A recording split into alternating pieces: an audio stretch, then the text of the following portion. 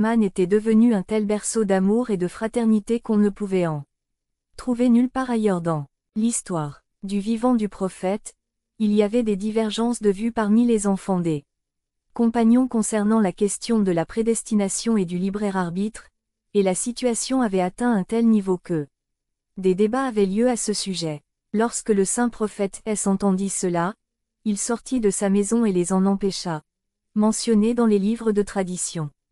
Par exemple, Ahmad ibn Hanbal a rapporté d'après Amr ibn Shuaïb de son père qu'un jour le messager d'Allah sortit pour trouver des gens dans la mosquée discutant de la prédestination.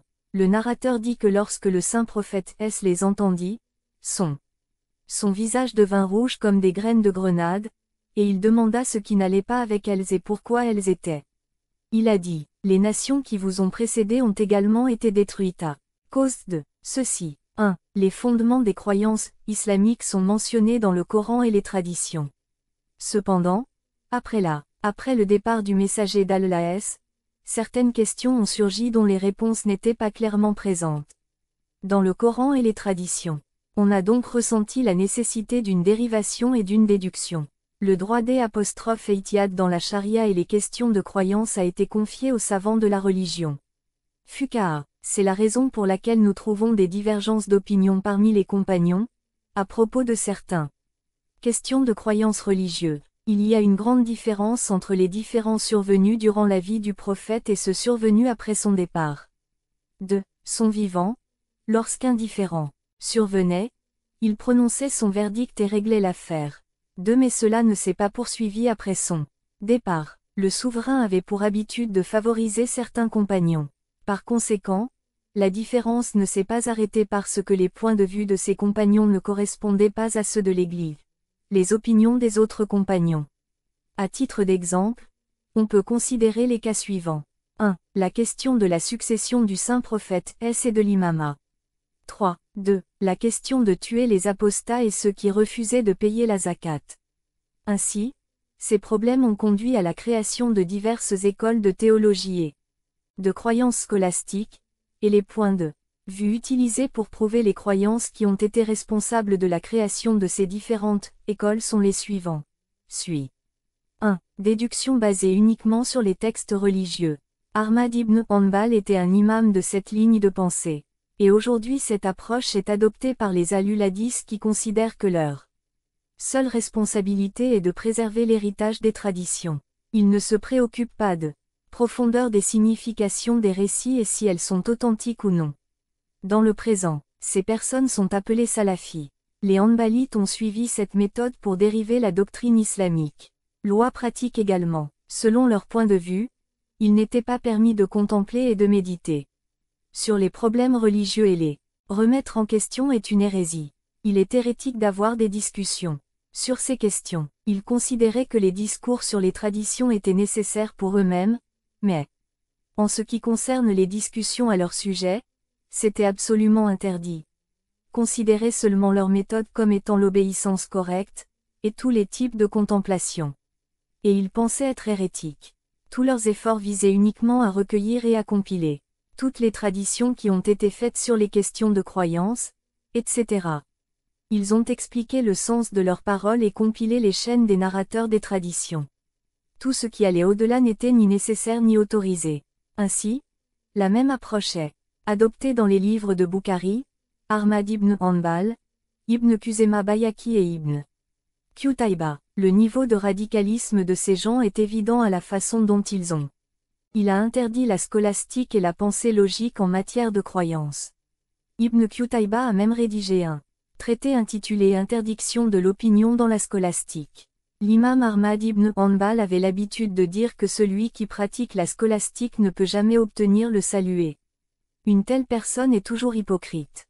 Il a sévèrement condamné la scolastique et le niveau de son extrémisme peut être mesuré par le fait qu'il a rompu ses relations avec Harith Mouazibi, bien que ce dernier était une personne pieuse et religieuse.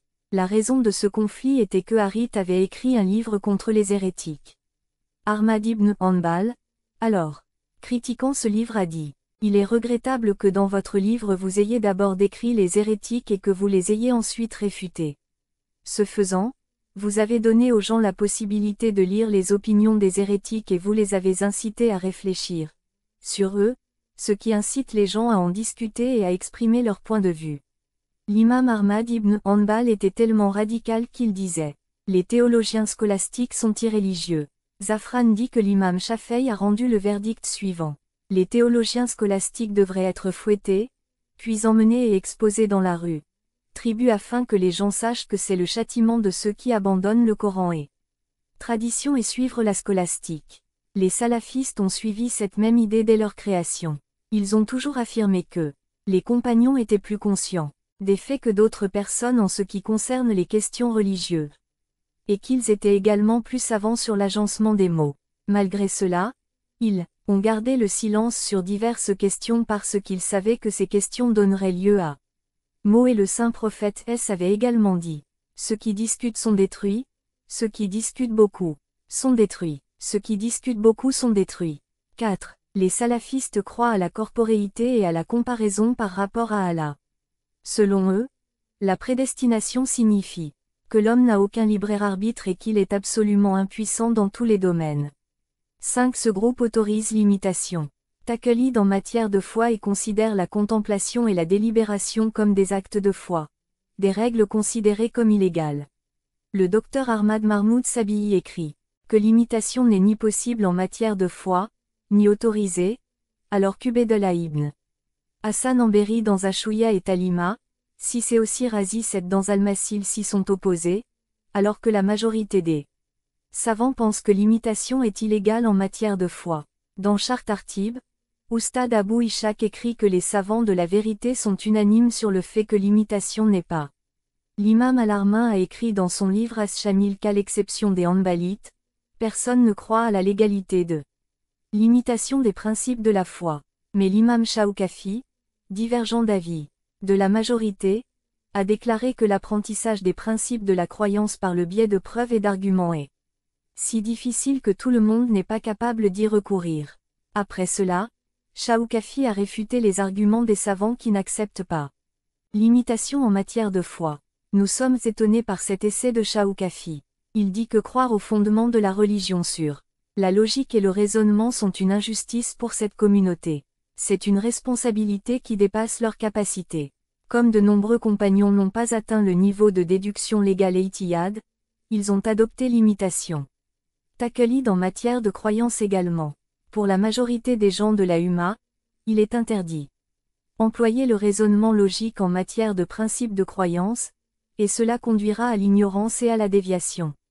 8. Ceux qui partagent cette opinion considèrent que l'étude et l'enseignement de la logique sont illégaux et ne pensent pas qu'ils permettent d'obtenir la reconnaissance divine, alors que la science de la logique est une science des preuves et du raisonnement, et qu'elle contient la méthode d'organisation des preuves. Les principes fondamentaux de cette science ont été mentionnés par Aristote dans son livre Organon. Et il les a appelés critères. Parmi les experts de la logique et de la philosophie dans le monde islamique se trouvaient Farabi, Ibn Sina, Ghazali, Ibn Majah, Ibn Tufayl et Ibn Rushd.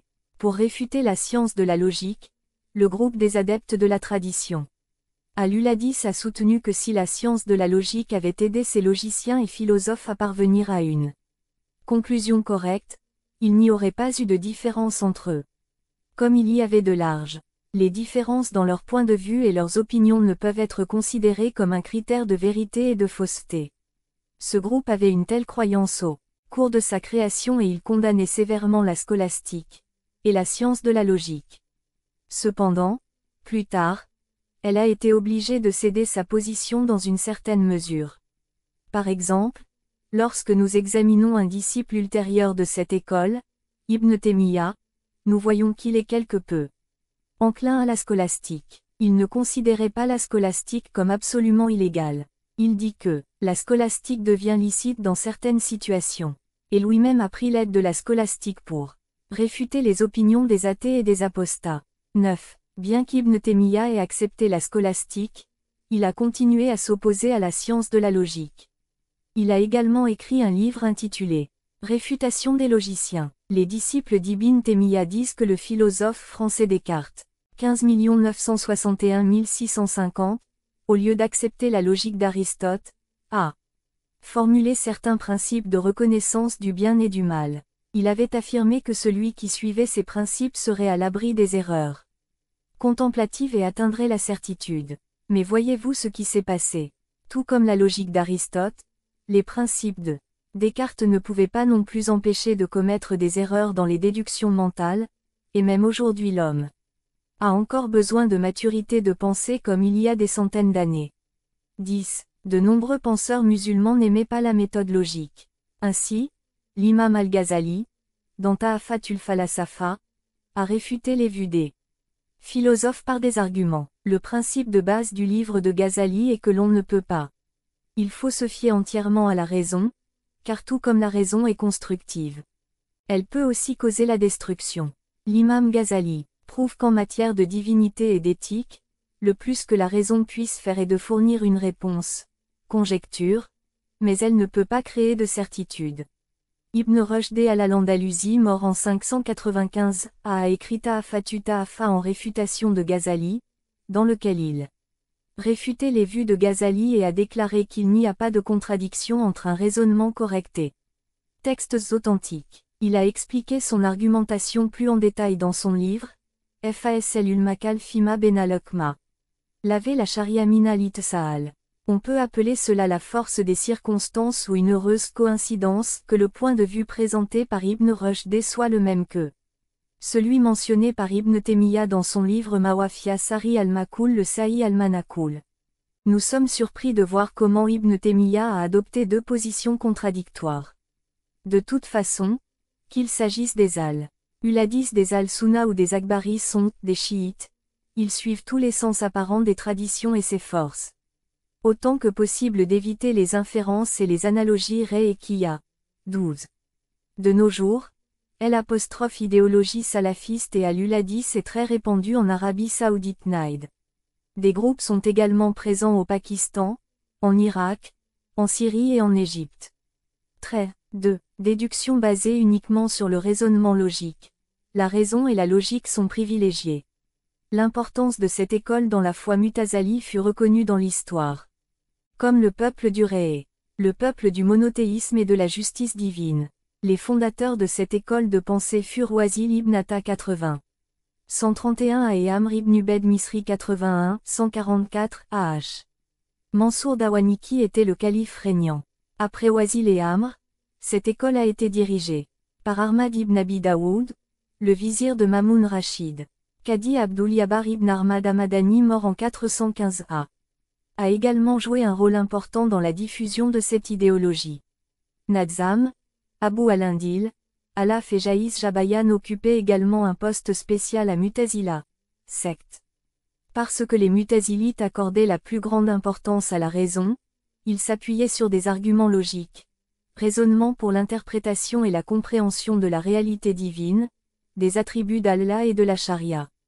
Et, ils étaient certains qu'il est impossible de comprendre et de déduire concepts religieux sans recours au raisonnement logique. Le Mu'tazila a disparu depuis longtemps, mais on peut encore retrouver des traces de cette doctrine dans les sectes Zaïdiyya et Ibadi. Ces deux sectes sont influencées par les vues mu'tazilites dans plusieurs domaines de la foi. Les Mu'tazila avaient également de nombreux points communs avec l'école de pensée chiite. Les al-Uladis appelaient les Mu'tazila les Qadariya, car ces derniers croyaient au libre arbitre absolu de l'homme. Le livre important de cette secte est Sharh Usul al-Kamsa de Qadi Abdul Jabbar, et ils accordent également importance pour Risala Adl Wat Tawhid, qui a été compilé par les érudits Mu'tazili bien connus. Hassan Basri, Qasim Arazi et Abdul Jabbar ibn Ahmad. Les Mu'tazila avaient l'habitude d'interpréter d'une nouvelle manière les versets qui étaient contre leurs croyances, c'est pourquoi ils étaient considérés parmi les gens de l'interprétation Tawil. Les Mu'tazila ont rendu un grand service à l'islam. Les Mu'tazila ont affronté avec une détermination absolue la tempête intellectuelle qui s'est levée contre l'islam en raison de la popularité de la philosophie grecque au début du règne des Abbassides. Même des rois cruels et tyranniques comme Mamoun et Mu'tazim ne pouvaient pas rester sans être influencés par Mu'tazila. Cependant, sous le règne de Mutawakkil, l'école Mu'tazila commença à décliner car les dirigeants s'étaient retournés contre eux et les Alulladis rendaient contre eux des verdicts d'infidélité, de déviation et de transgression. Par conséquent, cette école s'est progressivement éteinte. Il est également incorrect de qualifier les Mu'tazila d'innocents ou de réprimés car ils avaient également sévèrement persécuté leurs adversaires pendant leur période de domination. Après cela, tout ce qui s'est passé peut être appelé le fruit des actes. Pour ceux qui veulent en savoir plus, pour plus de détails, ils peuvent se référer à des ouvrages sur ce sujet. 14. Mu'tazila avait 5 fondements de foi. 1. Tawhid. Cela signifie qu'Allah est purifié des qualités des créatures, et il est impossible de le voir avec ses yeux. 2. Adl. Cela signifie qu'Allah Tout-Puissant n'est pas injuste envers les gens et qu'il ne les contraint pas, qu'ils lui désobéissent. 3. Al-Manzila ben al-Manzilatin. Cela signifie que celui qui commet un plus grand péché qu'Abera est. Il n'est ni croyant ni infidèle, il est un transgresseur phasique. 4. Wa'ad Owaed. Cela signifie qu'il est nécessaire qu'Allah tienne sa promesse de le paradis aux croyants et la promesse de l'enfer aux mécréants. 5. Amr bil Marouf et Nahi anil Munkar. Cela signifie que lorsque les dirigeants tyranniques n'abandonnent pas l'oppression, il devient nécessaire de faire campagne contre eux. Croyance d'Assari et de Maturidi. La foi Assari, représentée aujourd'hui par Al-Sunna wa al-Jama'ah, est une école modérée de pensée entre les Mu'tazila et les Alulladis. 15. Le fondateur de cette école, Abu al-Hasan Assari, mort en 324 a.H. était Mu'tazali au début. Il avait suivi les croyances Mu'tazal pendant 40 ans.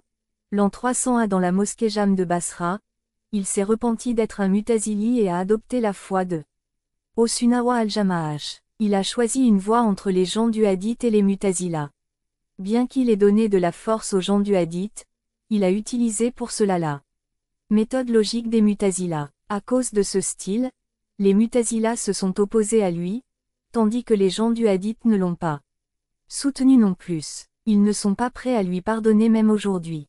Ils l'accusent de s'écarter des principes de base et de nombreux gens du hadith opposition extrémistes ont prononcé le verdict d'infidélité contre lui.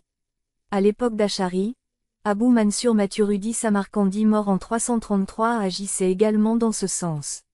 Maturidi est également considéré comme un imam de Al-Sunna en matière de croyance.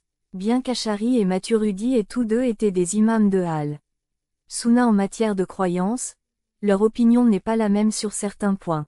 Importe. Certaines personnes ont mentionné qu'il y avait 11 points de divergence entre leurs points de vue. Ces Assari est très particulier pour éviter d'interpréter les significations apparentes des mots du Coran et des hadiths, habitués à tomber dans l'avilissement de la comparaison et de la corporéité sans aucune hésitation et dans la question de prédestination, il avait l'habitude de prendre la couverture de Bil Kazab en acquérant alors que d'autres sectes avaient l'habitude. Je considère que c'est un échec de sa part à comprendre les problèmes de la foi et de la pensée. Quoi qu'il en soit, Assari resta catégorique contre la foi des Alulladis, et peu à peu le mal se répandit dans tout le monde islamique. 17. 3. Raisonnement gnostique et néoplatonicien. Parmi les écoles islamiques, il existait une école qui soumettait les problèmes de la théologie scolastique aux critères de la recherche et choisissait ensuite les points de vue qui étaient en accord avec le mode de pensée gnostique. Cette école était complètement différente des sectes philosophiques et scolastiques basées sur le raisonnement logique. Le fondateur de cette école était Al-Hajj. 18. L'imam Al-Ghazali occupe une position très importante dans cette école. Il a écrit dans Al-Jam' al-Ulum. Il dit que c'est la méthode de Kassa spéciale. En dehors de cela, ils ont Ahama commun. Style de pensée. Les Ahama et leurs disciples connaissent les preuves, mais ils sont dépourvus de logique. Déduction. 19. Dr. Suleiman Dina a écrit un livre intitulé Al-Haqiqa fi Nazar al-Ghazali, sur Ghazali et autres. Les écoles de pensée soufis. Critiquant la vision de Ghazali, le docteur Ahmad Mahmoud Sabihi a écrit que Ghazali a rendu un verdict concernant la réalité d'être du Tout-Puissant selon lequel il est illégal pour le public de réfléchir à cette question. Bien que nous n'ayons rien contre ce verdict de Ghazali, l'extrémisme de Ghazali est tel qu'il a inclus même les littérateurs, les grammairiens, les traditionnistes, les jurisprudents et les théologiens scolastiques parmi le public, et a émis le verdict selon lequel les fermement enracinés dans la connaissance ne sont que les gnostiques qui sont pleinement immergés dans la reconnaissance divine, qui se tiennent éloignés des désirs charnels.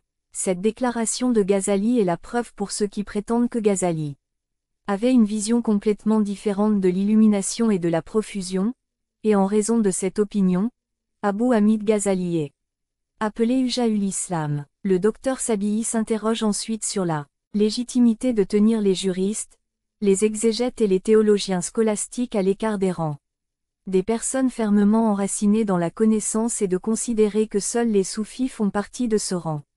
Cela n'augmente-t-il pas la portée des discours profanes des mystiques? Or, il est vrai que les principes de l'illumination et du gnosticisme sont aussi nuisibles aux croyances islamiques que les problèmes que se sont créés les théologiens scolastiques.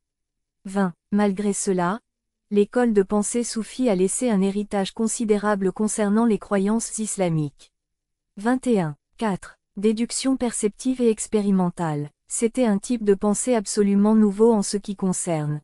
Les croyances islamiques sont principalement suivies par des érudits et des intellectuels qui sont davantage influencés par les mondes occidental. Ces érudits et intellectuels viennent d'Égypte, d'Inde, d'Irak et des pays qui avaient été des colonies britanniques, américaines, françaises et japonaises.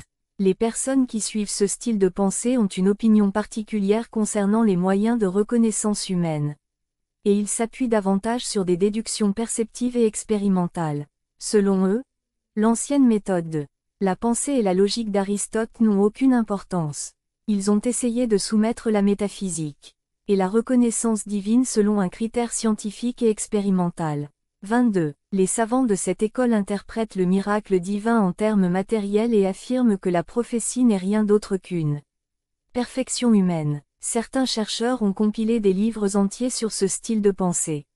23 par exemple, les écrits de Sir Saïd Ahmad Khan. 24. Sir Saïd a prouvé qu'il était un partisan du monde occidental dans son tafsir du Coran. Son tafsir est plus en accord avec les découvertes scientifiques modernes, bien que Sir Saïd ne puisse pas être considéré comme le principal porte-étendard de cette école de pensée. Il faut mentionner qu'il a adopté une attitude apologétique à l'égard du Coran et qu'il a fait de grands efforts pour prouver que le Saint-Coran soutient totalement la science moderne, bien qu'aucune limite particulière ne puisse être fixée pour cette école de pensée. Elle se reflète parfaitement dans différentes questions religieuses et dans des essais scientifiques modernes. 25. 5. Raisonnement conventionnel. Les éléments de base du raisonnement conventionnel sont présents dans les enseignements d' à l'Albéa, sans laquelle il n'est pas possible de comprendre correctement les croyances islamiques.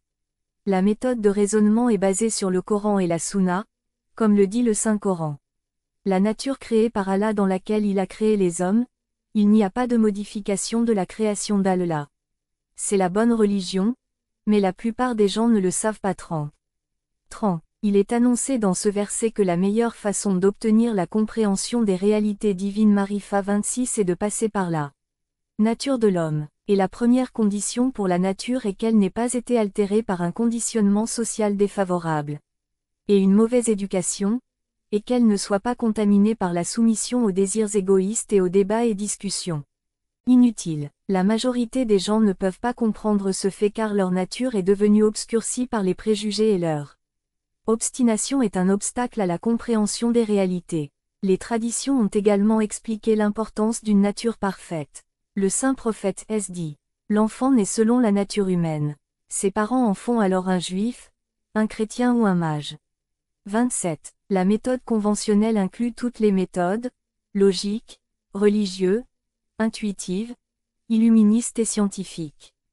La particularité de cette école est qu'elle ne s'appuie pas sur une seule méthode. Elle est plutôt en accord avec la divine orientation. Il a utilisé toute méthode requise.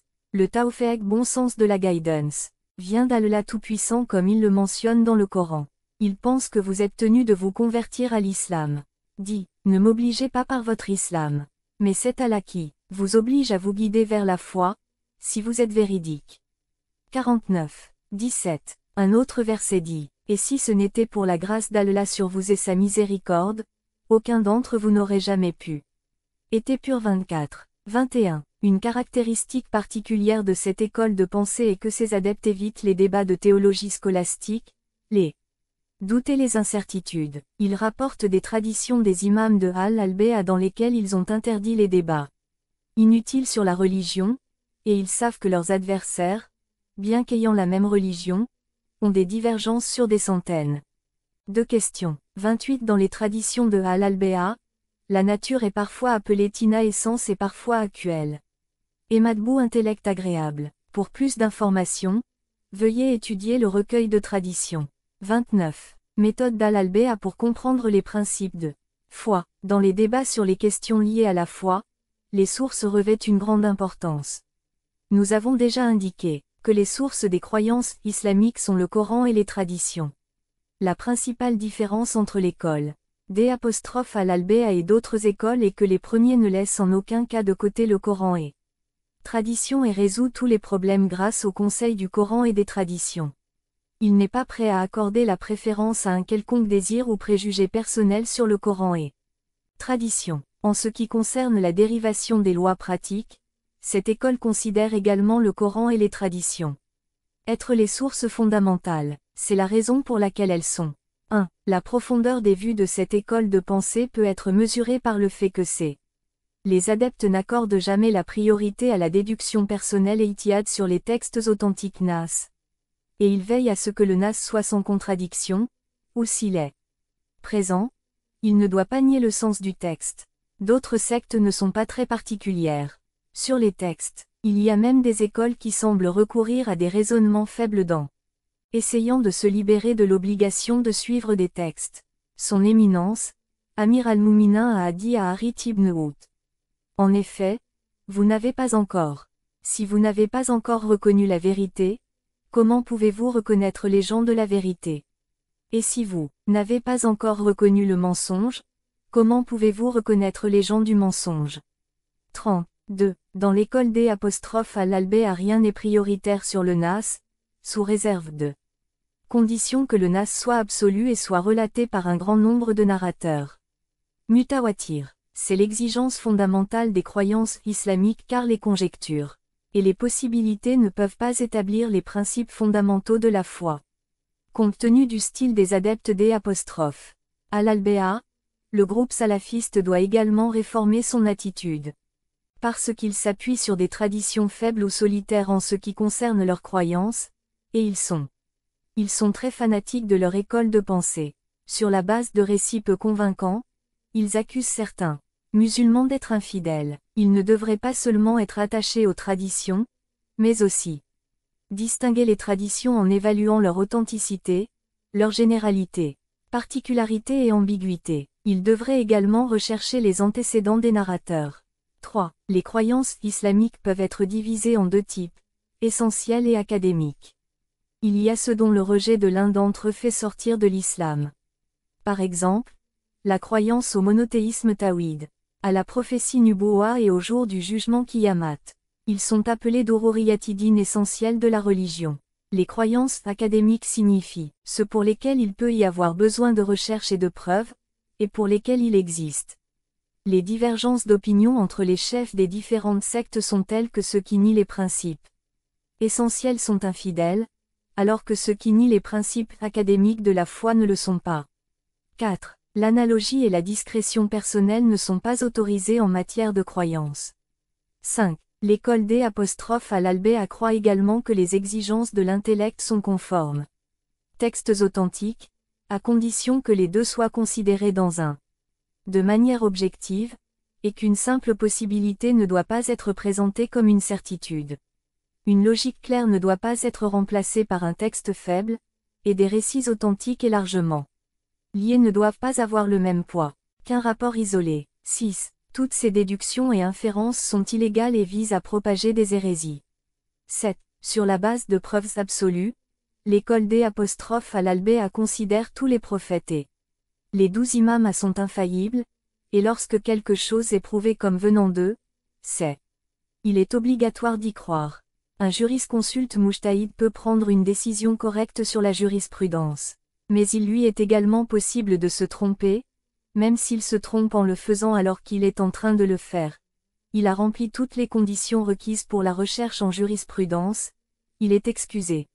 8. Les traditionalistes sont présents au sein de la communauté musulmane, mais il en est de même pour ceux qui sont inspirés par Dieu, et ceux qui ont de vrais rêves. Grâce à ces canaux, ils perçoivent les réalités, mais tous. Ces questions nécessitent des preuves. En matière de foi et de pratique, ils ont également une position, mais des conditions sont prévues pour cela. 9. Si un débat mené avec piété, bonne manière et décorum a pour but de se propager l'illumination, la reconnaissance de la vérité et la promotion des croyances, il est digne d'éloge. Mais, tenir un débat uniquement pour montrer ses connaissances est méprisable. Lors d'un débat, il ne faut jamais dire quelque chose dont on n'est pas sûr. 10. L'école de Al-Albéa n'aime pas les hérésies et tout ce qui est une innovation bida promue au nom de la religion, alors qu'elle n'en est pas issue.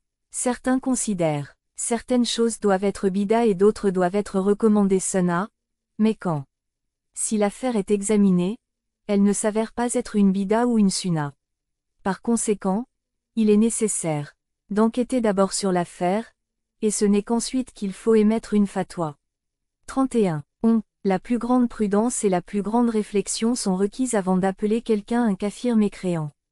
Tant qu'une personne n'admet pas elle-même son infidélité ou qu'il existe un témoignage irréfutable contre lui, on ne peut pas prononcer un verdict de koufr mécréance car il associe la mécréance.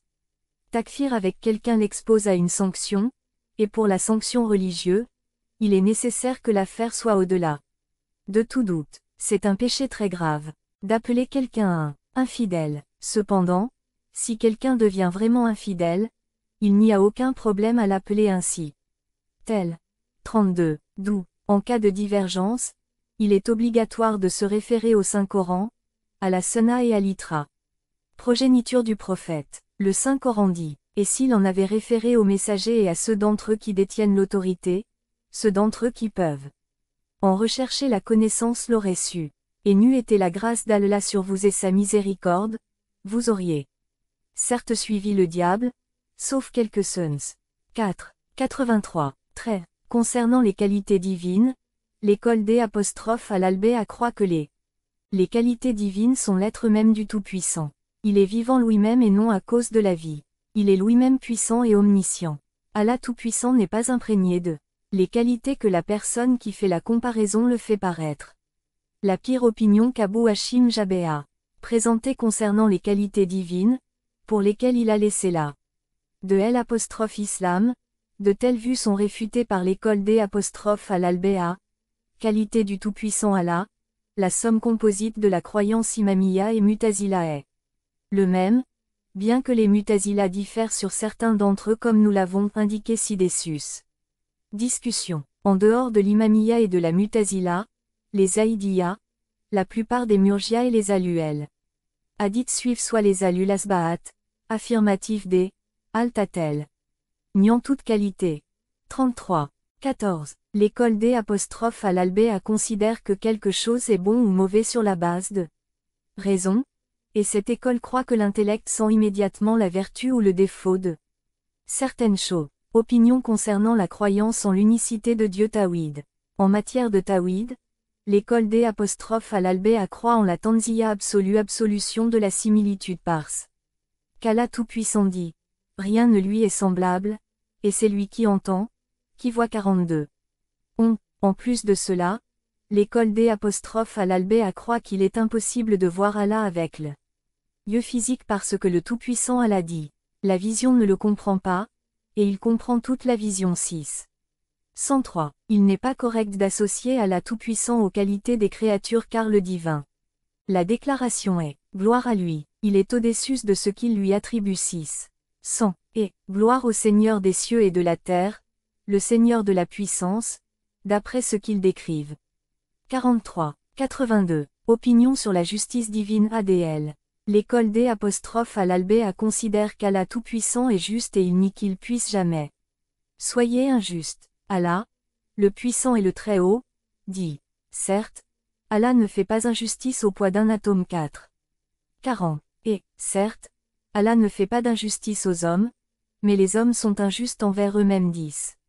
44. Opinion concernant la prophétie Nubuwa. Le message de l'école D' à l'Albéa concernant la prophétie est que les prophètes étaient absolument infaillibles comme le dit Allah Tout-Puissant. Et il n'appartient pas à un prophète d'agir infidèlement, et celui qui agit infidèle apportera ce pourquoi il a agi infidèlement le jour de Résurrection 3, 161, et, dit, je crains, si je désobéis à mon Seigneur, le châtiment d'un jour douloureux.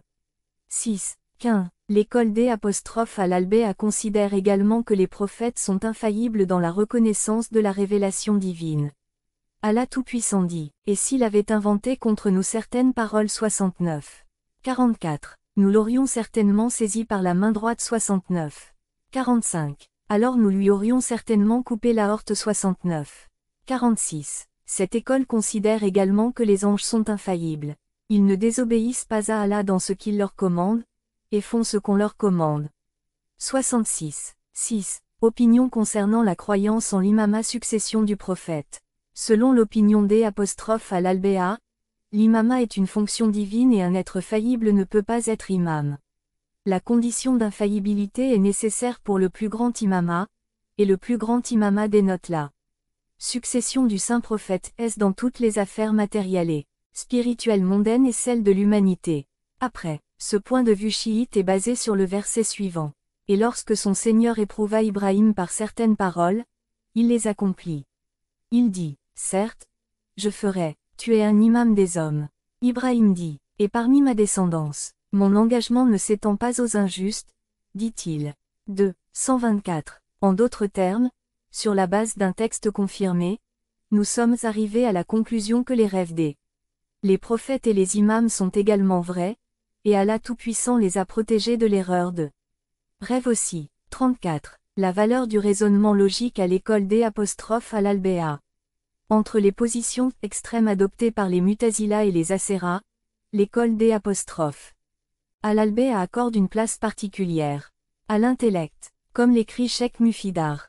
Si quelqu'un dit que les traditions largement répandues ne sont pas disponibles concernant les imams de la foi de l'imama, et il n'existe que des récits isolés à leur sujet, cela n'aura aucun effet sur notre foi car avec des rapports solitaires nous avons également avec nous des preuves logiques qui prouvent la nécessité de l'existence de la imam de la guidance, et, Dieu nous en préserve, si ces rapports narratifs étaient invalides, comme le disent les opposants. La conclusion nécessaire est que ces preuves logiques, qui rendent l'imama des imams nécessaires, seraient également devenues invalides. 35. Le cheikh écrit en outre. Dans ce livre, je vais expliquer, par l'opportunité divine tawfiq et la volonté d'Allah le Tout-Puissant, la différence entre la foi des chiites et celle des mutazilites. Parallèlement, je vais comparer la croyance des chiites concernant la justice divine à la croyance des mutazilites. 36. Cheikh Saduq Muhammad ibn Babawahi mort en 381 a dit. La pratique d'Allah Tout-Puissant est qu'il imprègne d'abord l'intellect d'une vision de la réalité de quelque chose. Après cela, il invite vers cette chose. Car s'il n'y a pas d'imagination préalable de cette chose, l'appeler ne servira à rien. Les choses créent une image d'elles-mêmes dans l'intellect, et aussi informer sur leur contraire. Si la négation des prophètes avait été présente dans l'intellect dès le début, Allah Tout-Puissant n'aurait jamais envoyé de prophète. 37. Cheikh Saduq écrit en outre. L'affirmation la plus correcte à ce sujet est que nous avons reconnu Allah à travers Allah lui-même. Car si nous avions reconnu Allah à travers notre intellect, cet intellect nous est également donné par Allah et si nous ont reconnu Allah à travers les prophètes et les imams, eux aussi ont été envoyés par Allah Tout-Puissant. Et c'est lui qui les a désignés comme preuve. Et si nous reconnaissions Allah par nous-mêmes, nous sont aussi des créations d'Allah. Par conséquent, quel que soit le moyen de comprendre la réalité divine, Marifat, sa conclusion finale serait seulement que nous avons reconnu Allah à travers Allah lui-même. 38. Cette attitude envers l'intellect c'est-à-dire le considérer à égalité avec les prophètes et les imams de l'orientation et la distinction particulière de la foi imamiyya, et autre que l'école D' à l'Albéa. L'intellect ne bénéficie pas d'une telle position.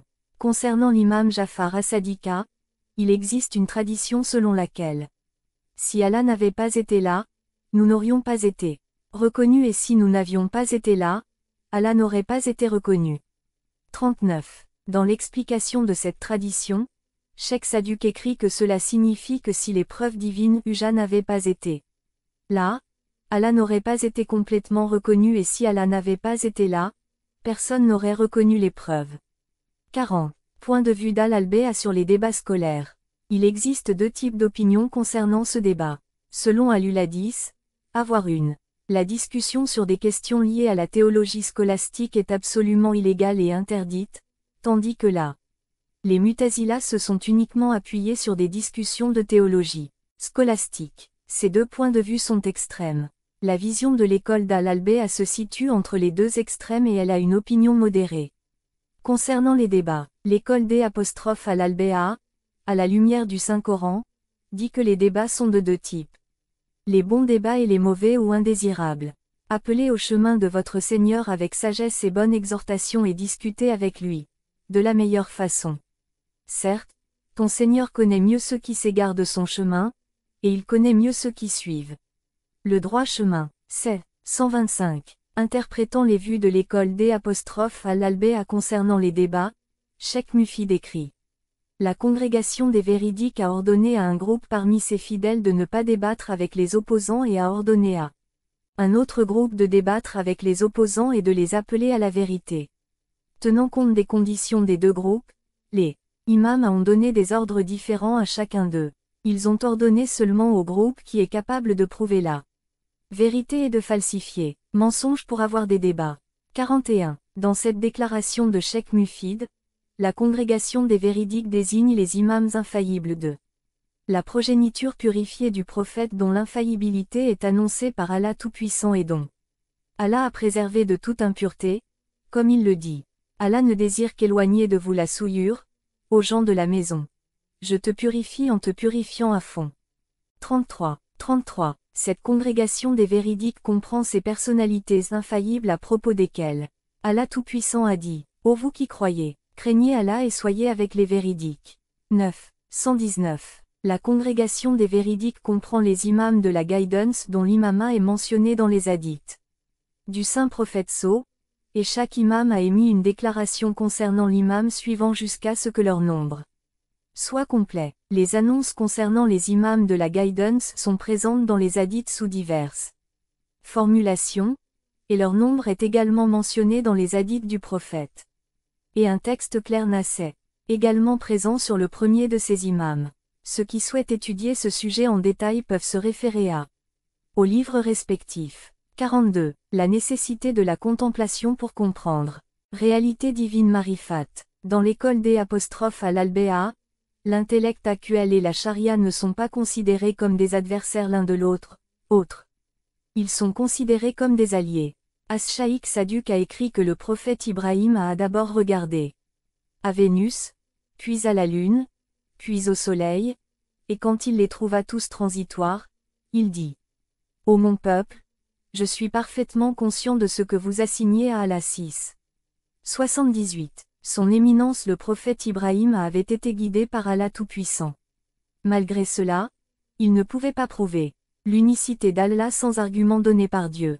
Allah Tout-Puissant a qualifié l'argument du prophète Ibrahim de preuve divinement inspirée, et c'est là notre argument que nous donnâmes à Ibrahim contre son peuple. 6. 83. Pour reconnaître le monothéisme, personne ne peut se passer des enseignements d'Allah Tout-Puissant car Allah a dit à son prophète : sache alors qu'il n'y a pas de divinité à part Allah. 43. Cheikh Saduk veut dire que l'intellect n'est pas capable d'atteindre une compréhension complète de la réalité divine sans l'aide de la révélation divine. Mais cela ne signifie pas que l'intellect ne sert à rien et que les conclusions tirées de la raison ne valent rien. Cheikh Mufid écrit que l'intellect a besoin de la révélation divine pour ses préliminaires et ses conclusions. 44.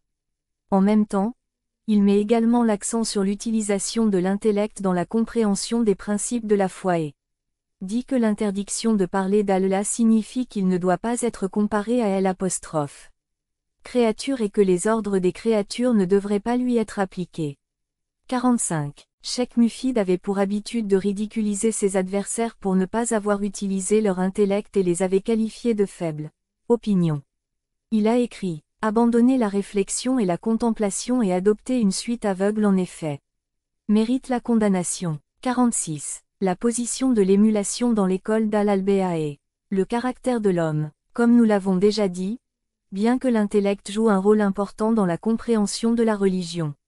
Mais tant que l'intellect n'est pas accompagné de l'éclat de la révélation divine, il ne peut réussir dans la recherche du droit chemin. Toutes les sectes et écoles scolastiques islamiques sont unanimes sur ce point. S'il y a divergence d'opinion, c'est sur les limites des traditions. Certaines traditions sont largement racontées, partant de canaux que l'on est assuré que le prophète ou les imams ou les compagnons ont. Il a effectivement déclaré de telles paroles. Mais parfois, une tradition n'est pas aussi largement répandue et sa validité est considérée comme faible ou simplement comme une forte possibilité. Il arrive aussi parfois qu'un seul rapport nous parvienne. S'il s'agit d'un rapport isolé, nous pensons qu'il est peut-être douteux. Dans l'enseignement de l'école d'Al-Albéa, jusqu'au moment où une telle tradition est accompagnée d'une méthode qui peut prouver son authenticité, il n'est pas juste de se fier uniquement au rapport. Un rapport solitaire ne suffit pas pour les principes de la foi. L'école d'Al-Albéa recommande une prudence extrême pour toute tradition liée aux principes de la foi. Des arguments faibles et des preuves insuffisantes ne peuvent pas être utilisés pour tirer des conclusions sur des questions de foi. À l'époque actuelle, une plus grande prudence est requise car il existe un vaste écart de 1400 ans entre nous et la période du saint prophète S. Par conséquent, nous devons éviter les conjectures et accepter uniquement les traditions confirmées afin d'être à l'abri de égarements. Lorsque nous adoptons des certitudes, nous serons sauvés des disputes qui se sont révélées dangereuses pour l'islam et ses enseignements. À ce propos, Cheikh Mufid dit « Et je dis qu'il n'est pas obligatoire d'agir sur la base de rapports isolés. Il n'est pas permis à quiconque de décider. Il est basé sur un seul rapport jusqu'à ce que la véracité de ce narrateur soit prouvée par une autre méthode. » Et c'est le même point de vue de tous les chiites, de nombreux mutazilites et penseurs et d'un groupe de murjias. Mais la jurisprudence sunnite et ceux qui croient auraient opinion personnelle ne sont pas d'accord avec ceci. 47. Les déclarations ci-dessus montrent que les adeptes d'Al Muhammad avaient l'habitude de faire preuve de la plus grande précaution dans la question de foi. Cette précaution leur a également été prescrite par les imams d'Al-Albéa. Les imams, les Al-Albéa ont ordonné à leurs partisans 1. Votre religion est votre frère, alors soyez prudents avec votre religion. 2. Le plus pieux est celui qui s'abstient des choses douteuses. Conclusion. Du point de vue des croyances islamiques, l'école d'Al-Albéa est la meilleure école de pensée et cela. L'école utilise toutes les sources disponibles de connaissance et de compréhension de la réalité divine. Mais elle ne permet pas l'interférence de ces sources dans la compréhension de la divinité et des attributs d'Allah Tout-Puissant. Parce que les questions de divinité dépassent les limites de l'intellect humain. L'école des Al-Albéa ne s'appuie pas sur une seule source, comme les Al-Hadith qui s'appuient uniquement sur des textes ou comme les gnostiques, qui ne suivent que l'intuition. En dehors de cela, un autre mérite de l'école des Al-Albéa est qu'elle n'accorde pas plus d'importance à une source de connaissance qu'à sa source réelle. Valeur. Par exemple, bien qu'elle accorde une place appropriée à l'intellect, elle n'est pas prête à lui accorder une valeur indépendante. Dans les questions qui dépassent les limites de la perception et celles liées aux détails du jour du jugement, elle n'accepte même pas la moindre orientation de l'intellect. Malgré cela, cette école ne dévalorise pas non plus l'intellect. L'école des Al-Albéa a clairement annoncé que sans la luminosité de l'intellect, il est difficile de comprendre la révélation divine. L'école des Al-Albéa est une école qui privilégie la prudence. Par conséquent, elle ne s'appuie pas sur tous les types de traditions, de sunna et de textes, à moins qu'ils nient la certitude qu'ils sont mentionnés par le saint prophète S, ou les compagnons ou les saints imams. Et à moins qu'un rapport isolé ne soit soutenu par d'autres textes et le livre d'Allah, on ne peut pas s'y fier. Et il est nécessaire de connaître le général et le particulier, l'abrogateur et l'abrogé, l'ambigu et le clair, et les aspects littéraux et métaphoriques de récit. Tout cela peut être résumé dans le terme ijtihad, qui signifie un effort absolu pour obtenir un consensus religieux, Connotation. Dans l'école D' à l'Albéa, un débat n'est pas censé ouvrir la voie à la discorde. En fait, c'est pour appeler les gens au Seigneur des mondes, et si cela se déroule de manière agréable, il n'y a pas de mal. Au cours d'un débat, il faut toujours garder à l'esprit les principes de sagesse et de conseil. Cependant, si c'est s'exalter soi-même et humilier les autres, ou créer des dissensions, un tel débat est condamné par Allah.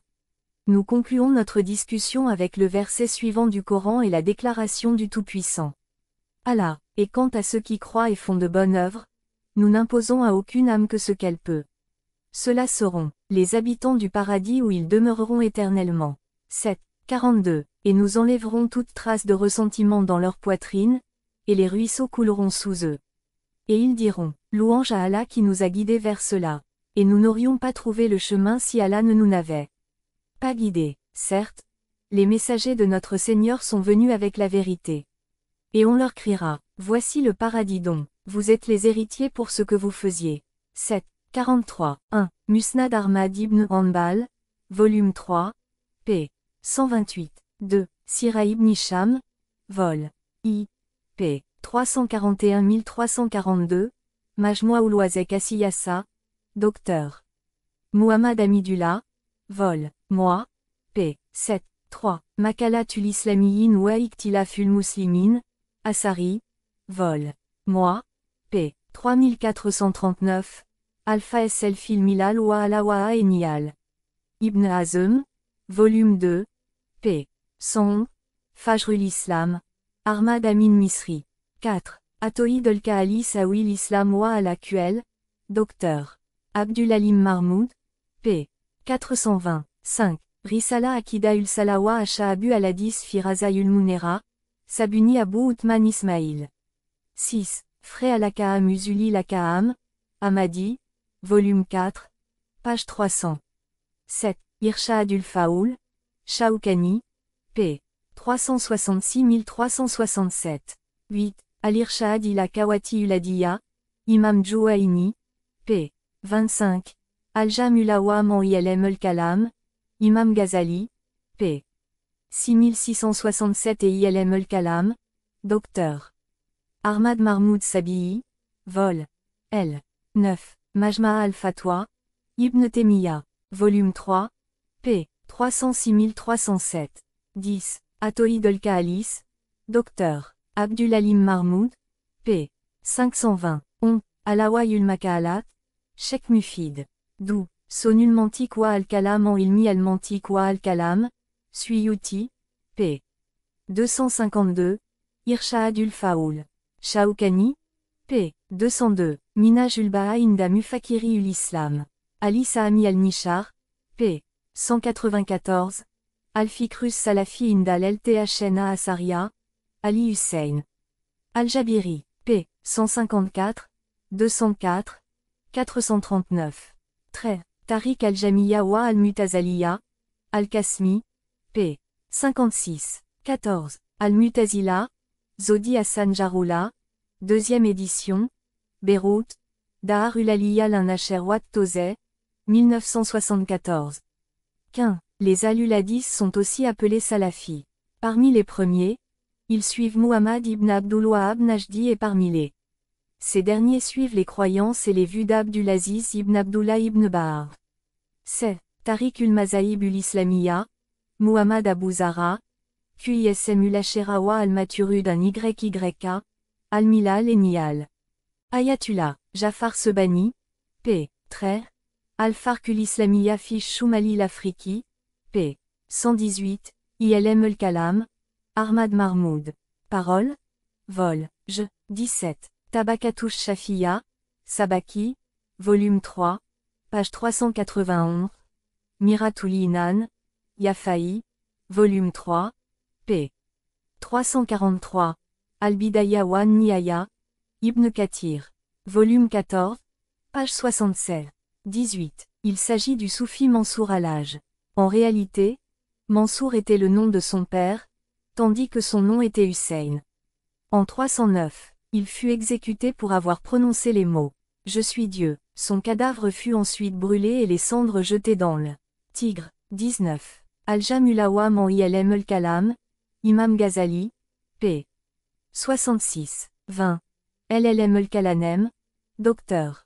Ahmad Mahmoud Sabihi, volume 2, p. 604. 21. Aliwa Akitoua al-Jawahir fait Bayan Akaïdul Akaabir, Sherani Abdul Wahab ibn Ahmad. 22. Al-Tawid al-Kahali Sawi l'Islam wa al-Aql, Dr. Abdulalim Mahmoud. 23. Al-Muslaimoun wa al-Ilmul Hadis, Dr. Abdur Razzaq Nofal. Al-Islam fait Asrul Ilm, Farid Wajidi. 24. Tarjuma Tafsirul Quran, vol. Moi, p. 625. 25. Cheikh Mahmoud Chaltu, Tafsirul Quran, page 1113 dans le tafsir des 10 premières parties du Coran, Aya al-Fikrad. Dinifil Islam Dr Alama El-Kubay, traduction persane par Ahmad ARAMPG 14715, Aluro Aoulouska, Saïd. Jamaluddin Afghani, vol 7, pg 383, publié en Italie. 26. Ce mot désigne la compréhension de la réalité divine note d'al-Islam. 27. Sahih Bukhari, Kitabu al-Janais wa Kitabu Tafsir, 3 ans, Sahih Muslim, Kitab al-Qadr Hadith 222324, Musnad Ahmad. Volume 2, p. 233481. Vol 3, p. 353. Siratulak, Asif Mossini Kandahari. 28. Kashef ul-Muwajja li Tamaratil Muwajja, Ali ibn Tawus, p. 1120, Maktabud Dawari, com. 29. Usul al-Kafi, vol. I. 310, Bahab al-Hidaya, vol. 23. Bahab Tina al-Muminin wa al-Kafir. 4e édition, Maktaba, Islamia, Téhéran 1392 AH. 30. Najul Balaga 10 ans non 262. 31. Raza Yas Sharif al-Murtaza, Rizala ul-Udod wa al-Akaïk Sharif Murtaza Ali ibn Hussein Musawi, est décédé en 436 a. 32. Considérant comme des mécréants Tashbih ceux qui disent qu'Allah a des qualités et qu'il en a été doté et qui, pour le prouver, dépassent les limites de la comparaison. 33. Cheikh Mufid, Alawayul Makaalat, p. 18. 34. Cheikh Mufid, Alawayul Makaalat. 35. Cheikh Mufid, Al-Masayla ul Yaroudiya. 36. Cheikh Mufid, Alawayul Makaalat. 37. Cheikh Saduk, Ikmaluddin wa Haïti Mamoun Nima. 38. Cheikh Saduk, Kitab at-Tawhid, p. 290. 39. Cheikh Saduk, Kitab at-Tawhid, p. 290. 40. Cheikh Saduk, Kitab at-Tawhid, p. 290. 41. Cheikh Mufid, Tazi Ulitika Adat, p. 42. Référence à Ibn Ayyash Johari, Muqtazi Bulatar Fana Salah Adadullah Imatulitna Ashar, Ibn Tulun Damishki, al. Shazara Tulzahabiya fait à Imatulitna Asaria, Cheikh Mufid, Al-Masayla Ulia Arodiyaa, Cheikh Uramili. Muhammad ibn Hassan, Adba Uluda ben Nusos wa al-Mujiza. 43. Cheikh Saduk, Kitab at-Tawhid, p. 292. 44. Ewail ul-Makaalat, p. 1112. 45. Tashi Itika Adat Bitawa Abu al-Intikad 1370, a été publié avec Ewail ul-Makaalat à Tabriz. 46. Tashi Itika Adat Bitawa Abu al-Intikad 1370, a été publié avec Ewail ul-Makaalat à Tabriz. 47. Ewail ul-Makaalat, page 100, publié à Tabriz, Iran. Action. URL de la source. https www.alislam.org. Les dirigeantes chiites c'est despotiques Muhammad Jawad Moniya. Links. https www.atoani.com share. https www.alislam.org. Person Muhammad Jawad Moniya. https www.alislam.org. Organisation Islamic Seminary Publication. https www.alislam.org. Print PDF Book Export HTML 188483. https www.alislam.org Printepub Book Export HTML 188483 https www.alislam.org Primobi Book Export HTML 188483 https www.alislam.org Person Saïdata Hussein Shraizvi https www.alislam.org Tag Shaya https www.alislam.org Tag Early Islamic History https www.alislam.org Tag Oppression https www.alislam.org Tag Tagu https www.alislam.org Tag Al-Albay Meltou Seyedata@hotmail.com Les péchés majeurs tome 2 Auteuresse Saïd Abdul Hussein Dastoraïb Shirazi Éditeuresse Cercle d'études islamiques Dans ce texte, l'ayatollah Dastoraïb a expliqué de manière exhaustive le phénomène du péché, la classification des péchés, la nécessité de les éviter. Il a décrit 50 types différents de péchés majeurs tels que l'association avec Dieu, shirk, la fornication, la consommation d'alcool, le jeu, le manque de respect envers les parents et rompre les liens avec la famille. Voir aussi les volumes 1 et 3 de ce texte. Lien vers le volume 1. https www.alislam.org Grand Spech volume 1 Saïd Abdul Hussein Dast J'ai lien vers le volume 3. https www.alislam.org Grand Spech volume 3 Saïd Abdul Hussein Dast J'ai obtenir le PDF obtenir EPUB obtenir Mobi Traducteur S. Saïd Attar Hussein S.H. Rizvi Mots clés du sujet. Péché, moralité, morale, dévouement. Nos péchés le frappent comme des flèches. Lorsqu'il examine les rouleaux de nos actes, il pleure nos péchés. Nous dédions le livre à cette même personnalité infaillible. Qu'Allah hâte son retour. Préface des traducteurs. Au nom d'Allah, le tout miséricordieux, le très miséricordieux, louange à Allah, Seigneur des mondes et bénédictions sur le messager d'Allah et sur ses purifiés. Progénitura. Par la grâce du Tout-Puissant, le premier volume de Greater Sins a été achevé en anglais.